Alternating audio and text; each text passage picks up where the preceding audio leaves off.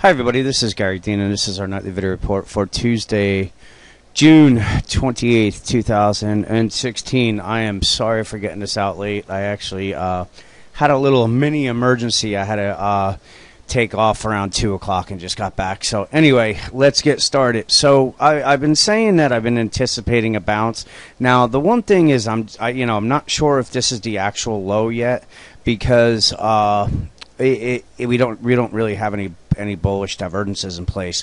But what the bulls had to do was push it through this resistance zone, which they did.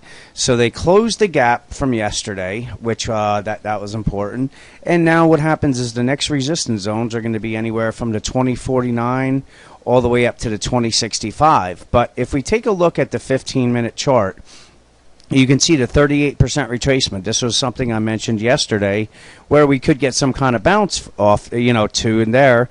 And we're pretty close to it right now. You can see we don't really have any true, bearish divergences. We have some right here. On the MACD we do. So my guess is, depending on how they open tomorrow, if we kind of go down and then up, there's a good shot that we're going to stall here. If we get through it, then this is the next area right up in this 2052. But like I said, I'm not sure if it's going to get all the way up here, and if they're going to turn it back down and take out these lows, or at a bare minimum test them, then it's most likely going to turn someplace around a 2038. So I'd still be very careful, very patient on the shorting, and really it's just because of the massive move that we have to the downside. And if history is our guide, we've seen these massive short covering rallies take place, and you don't want to be caught short on them. You want to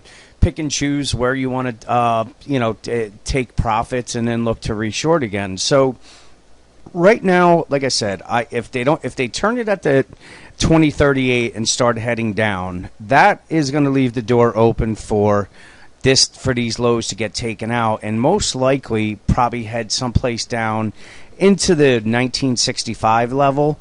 And then what's going to happen is we would then get some bullish divergences in place, and that would actually probably set up a much larger rally that will be testing someplace up into the, maybe even up as high as that 2085 level. But remember, it's just going to be all part of the process to be shorting, because no matter where these lows are, whether they're here or they come down to 2065, they're not going to be the lows, but we could get a very good short covering rally that comes off of it. And you want to short there, because once these get taken out, or wherever the low is, that's when we're probably going to be heading down someplace into the anywhere from 1929, and we could go all the way down to 1877. So you want to be patient. I think, like I said, right now, if the bears push them back, then it leaves the door open that this is not the actual low and we're taking this out. But I wouldn't really get aggressive on the short side, because there's support at 1965 and we're going to have bullish divergences. So if it does do that, then I may consider taking a long scalp. I wouldn't be against it. It's just one of those things that we're going to be able to trade both sides, but the safer trade is going to be just waiting to short rallies. So there's still some room to go if the bulls want to push it in.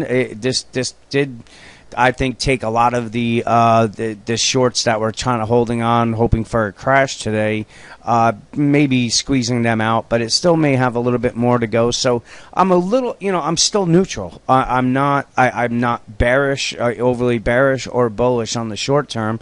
And it can go higher or it can go lower and make perfect sense. So for me, I'm neutral and just going to let the market do what it's going to do, and then wait for some kind of advantages for a trade, and then get into it that way. So with that, enjoy the rest of your night, and I'll talk to you guys in the morning.